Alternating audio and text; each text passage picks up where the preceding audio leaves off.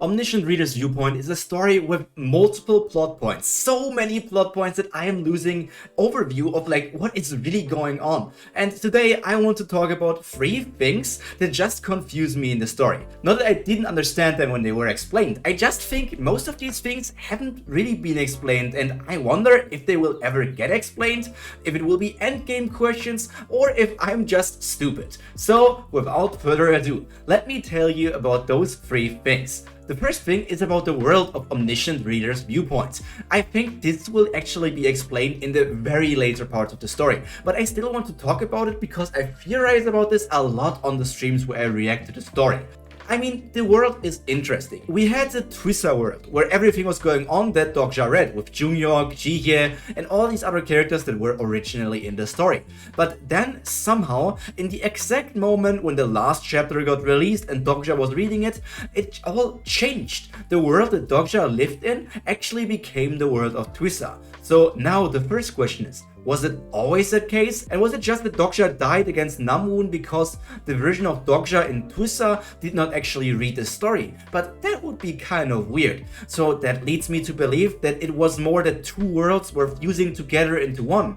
The world where Dokja lived together with the Twissa world. Which is why I sometimes call the story of Omniscient Reader's Viewpoint like a Twissa reboot. Where the author was like, so this story was not really all that good. I mean, not that many people read it. But this guy read everything, so let's see how he could change the story to turn it into a bestseller, and that is how Omniscient Reader's Viewpoint got created.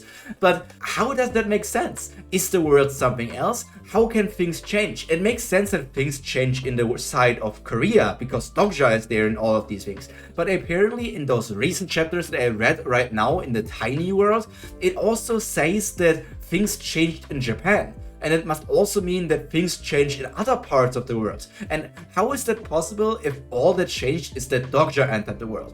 I mean, technically it isn't only Dokja. We know that characters like Sang-ah, Hui-won, Gil-young, and others were not there in the original story. I mean, Soo-young as well, she wasn't there. And those are key characters of the story Omniscient Reader's Viewpoint. So how did the world work without them? I'm pretty sure that they just did not exist and not that they were just NPCs that were not important for the story, because that wouldn't make any sense. So how will this work out? So how much will the story change? It's just kind of weird to see all of these things happening without much of an explanation. Questions upon questions. It really is the disaster of questions that has fallen upon me.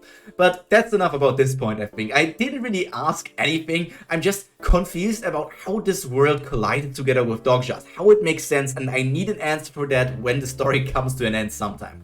But let's get to the second point. My second point is about 2 characters actually. It's about Gil-young, which I talked about before, and Yusong. Yusong is a character that exists in the story, and Gil-young is an original character from Dokja. So let's see, how are these 2 connected and why am I talking about them?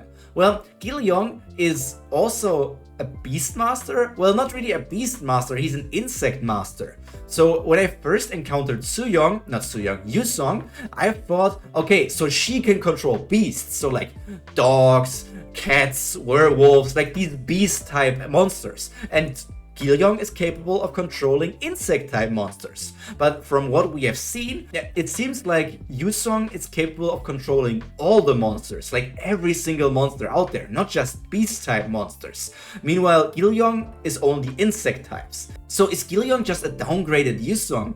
And how are they going to work it out? It would feel kind of bad if he was just like now thrown away because Yusong is just a stronger character with better abilities. I think there has to be a difference in their abilities, and I don't know what it is, but it just confuses me in the wording, because it would have made so much sense if Yusong is beasts, Gil-young is insects, and together maybe they can get some sort of union skill, combined skill, that they can control even stronger monsters in the future. But for now it just feels like Gil-young is Yusong light, and Yusong is just better in every single way. That's just how I feel about it. Character-wise, I love both of them, and their interactions are one of my favorite moments in these recent chapters of Omniscient Reader's Viewpoint, because they both see Dokja as like a bigger brother or like a father figure or something maybe, and just seeing them 2 argue about no, this is my space in Dogsha. No, I want to hold his arm. It's just really, really adorable, and I love to see it. And now let's get to the last point I want to talk about today. And this, I don't even know how to talk about it. It's about Sooyoung. She's on my head here right now. And Sooyoung is probably one of my favorite, if not my favorite character in Omniscient Reader's Viewpoint. Why is that? Because she's hilarious. Her bantering with Dogja, her ability to know about the story, and the interesting plot point about everybody saying, or at least Dogja saying, that she plagiarized, but she denying all of that. So did she really do it? Or is there something more to this whole thing that she's denying it? So I don't know how the world works.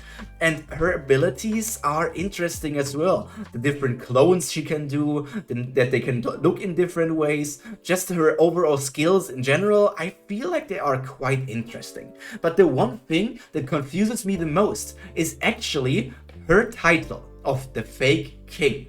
Is that really a king title? Like how Dogja is the unkilling king, the unkillable king? I don't know what it was exactly. Because when the meeting of the kings occurred, she was not there. She did not fight for the throne as far as I know, but she was called the fake king. Or does that really mean that she is not a king, but she's like as powerful as a king, so she's the fake? I don't know, and I don't think we ever received an answer for that. And that one, if there is something and it's not really relevant for the future, you guys can actually tell me, because I think it's just a plot point that I either missed or it just never really got explained. What does it mean to be the fake king? What is her special ability, like Dogja being able to revive? I don't know, maybe the fake king is capable of using all the different king's abilities, but like to a downgraded version? It would be interesting to see. And I just want more Sooyoung content. Sooyoung is just great. And I think this is enough for me for today. A short video about Omniscient Reader's Viewpoint, things that confuse me, and me just gushing about a story that I really am enjoying right now. But for now, that's all from me for today. If these things can be answered already without spoiling me, I'm currently at the start of or in the middle of the arc with the tiny people. I feel I would very much appreciate if I could get some answers to all of these questions. But for now, that's all from me for today. All that's left to be said is stay happy, stay healthy, and most importantly, stay cultured. Pyro out. Bye!